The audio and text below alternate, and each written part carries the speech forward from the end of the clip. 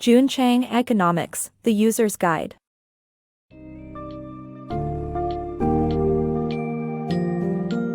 In Economics, The User's Guide, Ha-Joon Chang augments our understanding of economics by presenting fundamental theories and applications in an accessible and engaging manner.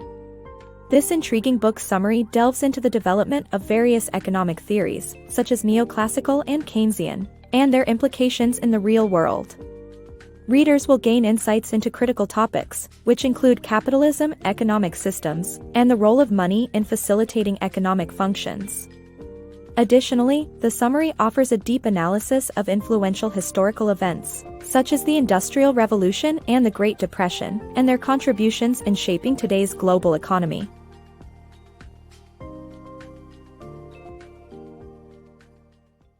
Debunking Economic Myths. Ha-Joon Chang's revolutionary book unravels the misconceptions and misleading beliefs that dominate modern economic discussions. With precise examples and captivating anecdotes, Chang reveals how the seemingly objective world of corporate decisions and economic policies often hides subjective biases and self-interest. By questioning established norms and examining historical context, readers can grasp a newfound understanding of the intriguing economic world, empowering them to create meaningful change and progress within their communities. The essence of money and economics. Economics, far from being limited to analyzing the economy, offers a wide range of applications and intriguing insights into various situations. From sumo wrestlers' motivations to cheat, to the function of money in modern society, economics offers us unique perspectives from which to explore our world. At its core, money symbolizes the value society places on an individual's labor and facilitates the exchange of a specialist combination of work and resources. The study of economics furthers our understanding of these powerful forces and interactions within our society. Economics has a unique charm that extends beyond evaluating the economy. People all over the world, from various walks of life, have come across captivating examples of unconventional applications of economic theories. Take the case of sumo wrestlers, whose actions can be understood from the lens of rational choice theory. When faced with the dilemma of helping their friends qualify for the next tournament, bending the outcome may be rational even if it involves cheating. While these examples stir our curiosity, we must not forget the true essence of economics. It lies in understanding the forces at play within the economy. A fundamental component of the system is money, representing the value attributed to one's contributions to society, usually in the form of labor. Money operates as a universal exchange mechanism, enabling the transfer of resources and goods among individuals. In some instances, it even ensures the equitable distribution of wealth as seen through welfare systems. Money is instrumental in driving the consumption and production of goods and services in any economy. Let's consider your mobile device, which stands as a testament to the dynamic interplay of labor and capital. The invention of the processors can be attributed to human ingenuity, labor, and their mass production to the machinery and tools employed, capital. By exploring and dissecting the relationships between these elements, economic theories offer us crucial insights into the complex, yet fascinating world we live in. Capitalism, evolution and impact. The debate surrounding capitalism's advantages and disadvantages prevails today, with Adam Smith's 18th-century definition standing as a critical reference. Smith, a Scottish economist, portrayed capitalism as a system of natural liberty aimed at accumulating profit, emphasizing the link between increased productivity and the division of labor.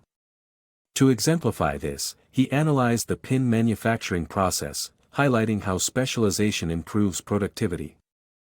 Although his work remains influential, significant changes have occurred since his time. Economic actors and institutions differ vastly. For example, companies are often owned by multiple shareholders uninvolved in daily management.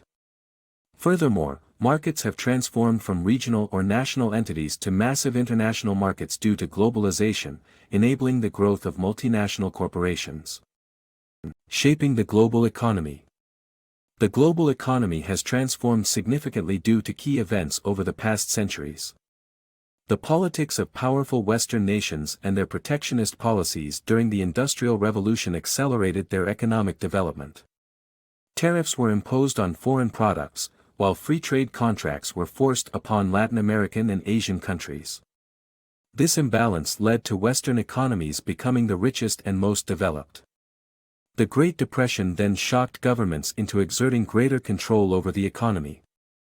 Acts such as the U.S. Social Security Act in 1935 ensured citizens' economic stability, shaping today's relative economic comfort in Western countries. The journey of the global economy in the past centuries has been tremendously influenced by watershed moments such as the Industrial Revolution and the Great Depression. Notably, the politics of powerful Western countries, including the United States and United Kingdom, played a crucial role in fueling their economic growth, as they embraced protectionist policies like industry tariffs during the Industrial Revolution. These protectionist measures made foreign products more expensive, which in turn popularized domestic products as they became cheaper alternatives. On the other hand, Western governments compelled Latin American and Asian countries to enter into free trade agreements that exposed them to competitive Western products. The imbalanced trade policies induced an economic trajectory that eventually led to the wealth and development of Western economies. The Great Depression proved to be another transformative event as it prompted governments to assume a more active role in managing the economy.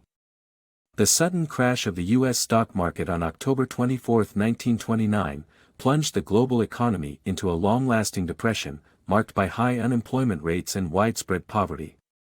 Confronted by this crisis, governments sought to secure the well-being of their citizens and ensure their ability to prosper. One notable intervention was the U.S. Social Security Act in 1935, which provided old age pension and unemployment insurance to prevent citizens from falling into destitution. Over time, such protective measures successfully granted workers in Western countries greater economic comfort, a prevailing reality that continues today, albeit with a few exceptions. Unraveling economic thought. Economics, a complex field, is often puzzling due to its many schools of thought. The neoclassical school, popular among modern economists, has its foundation in the classical school's principles that economic actors are driven by self-interest and that markets are self-adjusting. Distinguishing itself from the classical school, the neoclassical school emphasizes that the value of a product depends on both production cost and consumer valuation. From watching the news, it's clear there are numerous opinions on how economies should be managed. The reason for these varying perspectives lies in the fact that economies are incredibly intricate, giving birth to several influential schools of economic thought. One of the most prominent theories is the neoclassical school, established in the 1870s. Modern economists frequently adopt this approach, which primarily concentrates on individual actors and suggests intervention only when markets fail. This school's foundation lies in the classical school's two central ideas, which emerged during Adam Smith's time. The first notion dictates that economic actors, such as businesses, producers, or consumers, are motivated by their self-interest. As these actors strive for their desires, the resulting competition benefits everyone involved. For instance, when car manufacturers vie for the most sales of a particular model, the car's price decreases, leading to increased sales and more affordable options for consumers. The second concept declares that markets are self-correcting. Following an external disruption like an oil crisis or war, markets will realign to an optimal state. This principle argues that markets should largely be left alone since they're capable of managing themselves. However, the neoclassical school diverges from the classical school by asserting that a product's value depends not only on production costs, but also consumer perception. For example, an airplane made of gold would have massive production costs, but its impracticality renders it useless for airlines. The neoclassical perspective would deem this gold airplane as possessing far less value than its production cost suggests. Thus, through understanding the different schools of thought, one can better comprehend the diverse ideas that underlie economic debates. Combating unemployment, a Keynesian approach. Neoclassical economists believe in the self-equilibrating power of markets, but the Keynesian school argues that long-term unemployment and products that go unsold challenge this concept. When people save money instead of spending it, they remove money from the economy and contribute to unemployment. To counteract this, Keynesian economists propose government intervention to maintain investment during times of low spending, such as financial crises.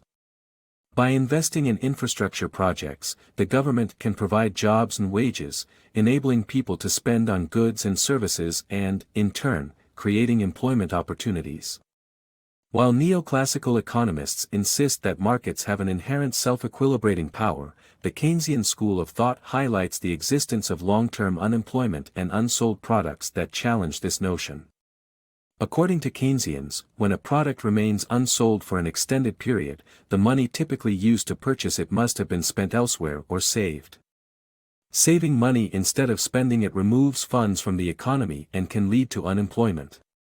Consider a supermarket with 2 employees and 3 customers. If the customers decide to save a third of their income instead of spending it, the supermarket may only need 1 employee, causing the other to become unemployed. To prevent this unemployment, Keynesian economists recommend government intervention to maintain investment in the economy. During periods of low investment, such as financial crises, overall spending falls, reducing income for workers. To counteract this, the government can invest in infrastructure projects like building airports or improving highways.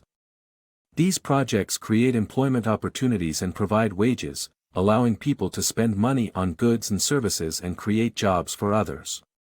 Understanding the major schools of economic thought helps to provide insight into methods for measuring the health of an economy and finding ways to combat unemployment and economic downturns. Economic performance unveiled. Nations compete economically, and their performance can be assessed by measuring gross domestic product, GDP, and gross domestic income, GDI. GDP calculates the monetary value of a country's total production within a certain time frame, including only the added value, while GDI constitutes the cumulative income of its citizens. To compare countries economically, the concept of purchasing power parity, PPP, was developed, considering price differences of specific goods to gauge a currency's purchasing power in individual countries. In the great global playing field, countries vie against one another for economic supremacy. Some rise to the status of economic champions, while others face strenuous challenges. But how do we accurately evaluate a nation's economic performance? The answer lies in understanding 2 key measures: gross domestic product, GDP, and gross domestic income, GDI.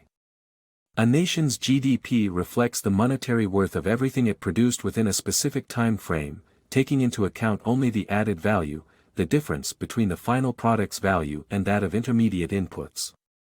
On the other hand, GDI represents the aggregate income of a country's citizens. However, comparing countries solely based on GDI is not feasible due to variances in living costs. To tackle this issue, economists devised the purchasing power parity, PPP, concept, which assesses a currency's purchasing power concerning particular goods. PPP allows us to compare how much of these goods one can buy with their income within their country, leveling the economic playing field for a more accurate evaluation. Beyond GDP, understanding economic development. While GDP is a widely recognized indicator of a country's economic health, it's important to realize that it doesn't capture the full picture of economic progress. Even with an impressive GDP growth rate, such as that of Equatorial Guinea from 1995 to 2010, it's vital to consider factors like population size and the source of growth. A more accurate assessment of economic health is economic development, which takes into account a country's increase in productive capabilities. By examining the share of investment in GDP, we can better understand development potential, with examples like computer numerical control machines serving as effective markers of progress. Though GDP is often considered a fundamental benchmark of an economy's well-being, it doesn't always provide a clear insight into a nation's true economic progress. Take Equatorial Guinea, boasting an 18.6% GDP growth per year between 1995 and 2010, more than double China's 9.1% during the same timeframe. Despite these impressive figures, the country isn't hailed as an economic powerhouse like China. Why? The answer lies in factors such as population size and the source of growth.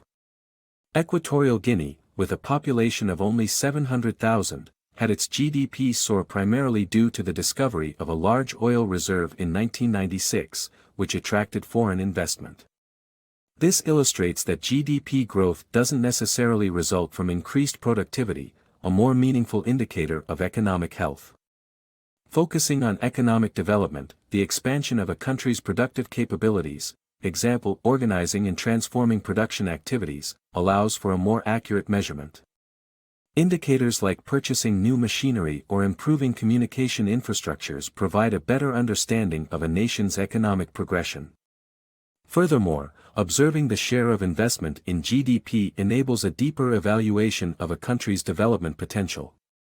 When companies invest more profits into fixed capital such as machines and infrastructure for efficient production, it signifies promising economic growth. For instance, computer numerical control, CNC, machines, which transform computerized models into actual products quickly, exemplify the kind of investment required for an economy to effectively evolve and produce more goods in less time. Unraveling inequality's impact. The innate human desire for equality manifests in pivotal moments throughout history, such as the French Revolution. Inequality threatens the stability of societies and economies, as evident in the stark contrast between investment in politically unstable Somalia versus stable Austria. Limited social mobility arises from high inequality, reducing opportunities for individuals to advance and compete in the workforce. To assess the extent of inequality, the Gini coefficient measures income distribution deviations from an ideal equal distribution. With most developed countries having Gini coefficients between 0.3 and 0.5, governments can use this information to formulate policies promoting economic growth and stability. Every person craves equality, and this universal longing has left its mark on our collective history. Think of the French Revolution's famous motto, liberty, equality, fraternity or death. Pursuing equality is inherent in our nature, which is fortunate, as its opposite spells doom for economies. Inequality begets political and social instability, scaring away potential investors, as evidenced by the situation in Austria and Somalia in 2011. The stable democracy of Austria attracted $10 billion, while the turbulent state of Somalia received a mere $100 million, despite its larger population. Furthermore, high inequality restricts social mobility, making it harder for individuals to climb the socio-economic ladder. When access to quality education is limited, job opportunities disproportionately favor those who can afford it, leaving behind potentially talented individuals and hurting the economy. One method of quantifying inequality is by calculating the Gini coefficient.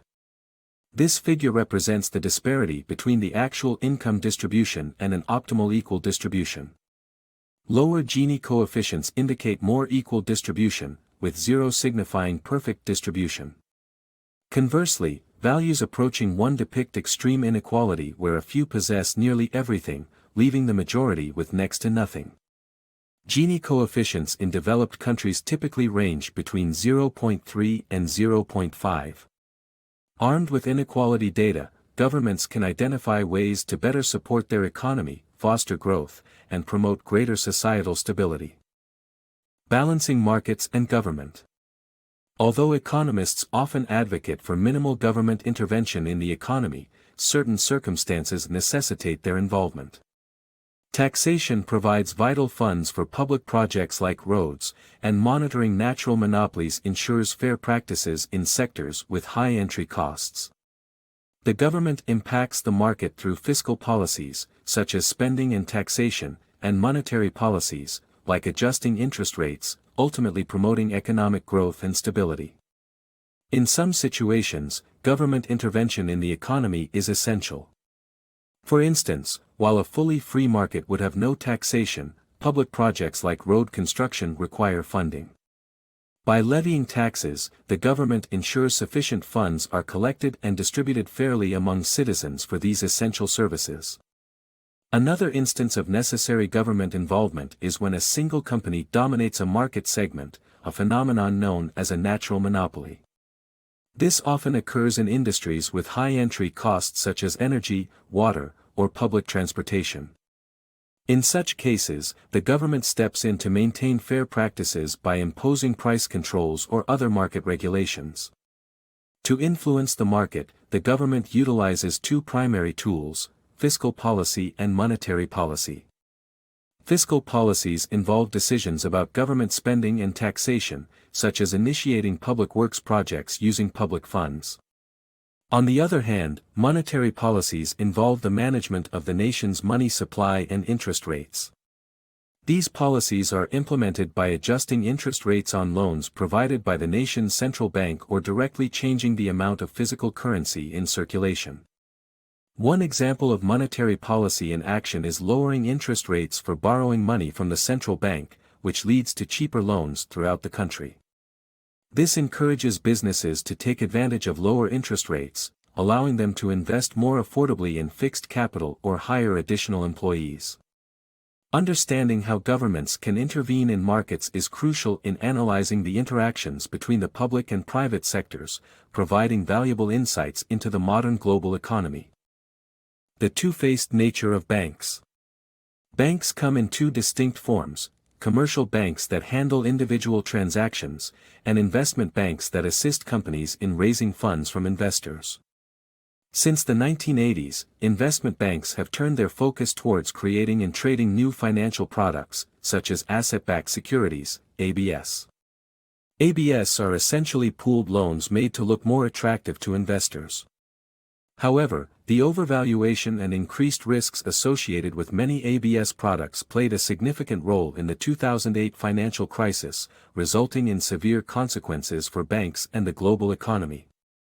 When you think of a bank, the first image that may come to mind is a place where you can deposit your hard-earned wages or store your savings for a rainy day. But not all banks are what they seem. In reality, there are two distinct types of banking institutions: commercial banks and investment banks. Commercial banks cater primarily to individuals, serving as a safe haven for their money. Classic examples include Germany's Sparkasse and America's Bank of America. Investment banks, on the other hand, were originally created to help companies raise funds from investors. Think Goldman Sachs or the infamous Lehman Brothers, a key player in the 2008 financial crisis. Despite their original purpose, investment banks have gradually shifted gears since the 1980s.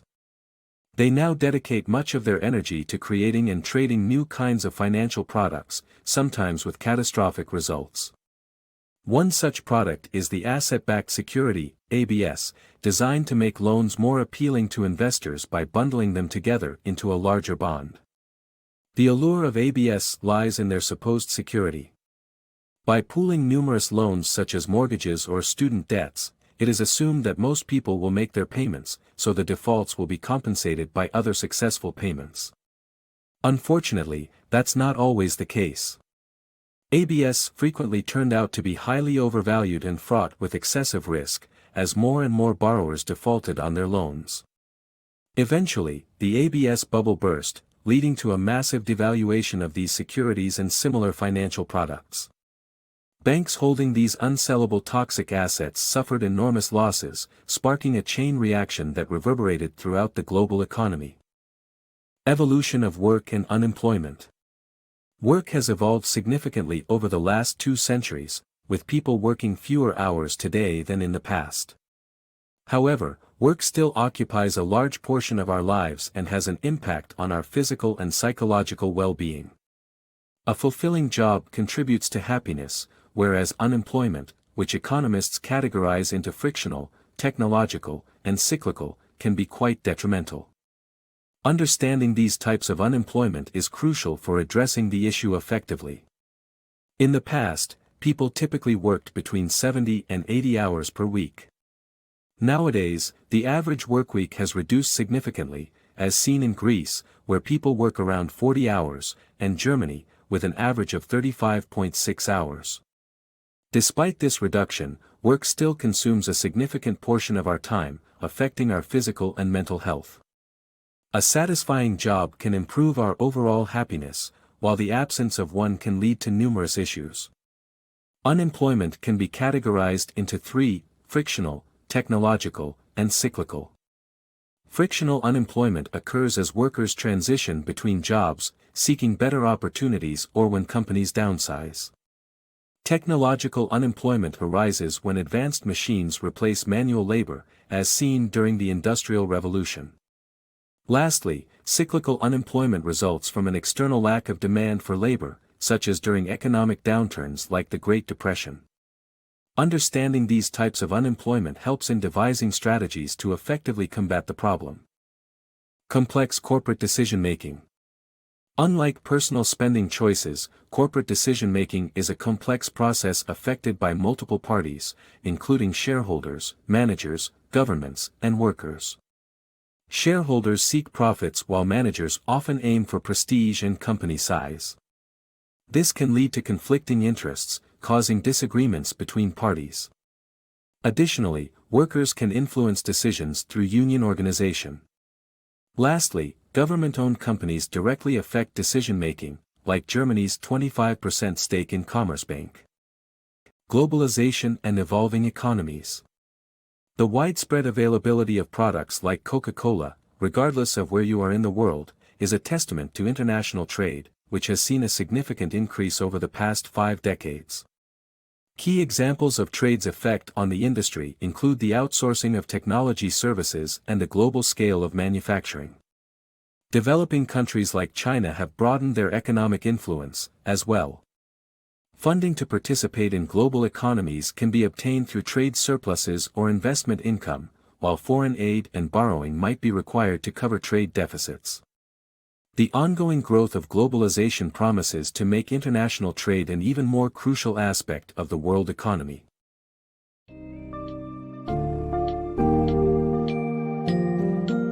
Chang's Economics, the User's Guide, is an illuminating peek into the intricate world of economics, simplifying complex ideas and concepts for the average reader. As you complete this summary, not only will you be knowledgeable about key economic theories and principles, but you will also appreciate the instrumental role of money in shaping societies and economies. Moreover, you will understand the historical and philosophical contexts behind significant global economic events, gaining a new and well-rounded perspective on the intricacies of the subject matter.